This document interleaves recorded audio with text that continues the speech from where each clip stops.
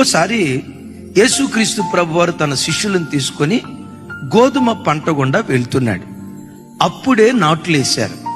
సహజంగా గోధుమైనా వరైనా నాట్లేసిన తర్వాత ఎంత కాలానికి కోతకొస్తుంది? 4 నెలలు కన్ఫర్మ్ కదా. అప్పుడే నాట్లేశారు. ఆ తోట గుండా వెళ్తున్నారు. యేసు ప్రభు అడిగారు, శిష్యులారా, గోధుమ నాట్లేశారు కదా? అవునయ్యా. ఇది కోతకు రావటానికి ఎంతకాలం పట్టిద్ది? వెంటనే వాళ్ళు అన్నారు, అయ్యా, నాట్లేసింది ఇప్పుడే కాబట్టి ఇది పెరిగి కంకుబట్టి కోతకు రావాలంటే ఎంత లేదైనా 4 నెలల కాల వ్యవధి పట్టిద్దయ్యా అన్నారు. అప్పుడు ప్రభు ఏమన్నారు తెలుసా? కన్నులెత్తి చూడుడి, అది ఇప్పుడే కోతకు వచ్చి ఉన్నది అంటాడు. కన్నులెత్తి చూడుడి.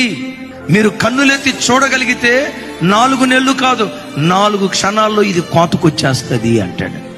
మీరు 4 నెలలు అనుకుంటున్నారు. బిడ్డలారా, ఈ వాక్యం వింటున్న నీ బ్రతుకులో కూడా నీ చుట్టూతో కొన్ని సమస్యలను చూసి మనిషిగా అనుకుంటాం, నేను ఈ అప్పుల బాధలో నుంచి బయటకు రావటానికి, నా కాళ్ళ మీద నేను నిలవబట్టడానికి, నా కష్టాధ్యతో నేను భుజించడానికి, ఈ అప్పుల ఊపిలో నుంచి బయటకు రావటానికి ఎంత లేదైనా 4 సంవత్సరాలు పట్టిద్దేమోనయ్యా.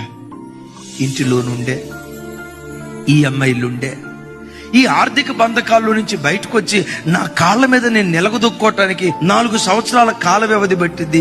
మనిషిగా నువ్వు లెక్కలేసుకుంటావు, తప్పేమీ కాదు.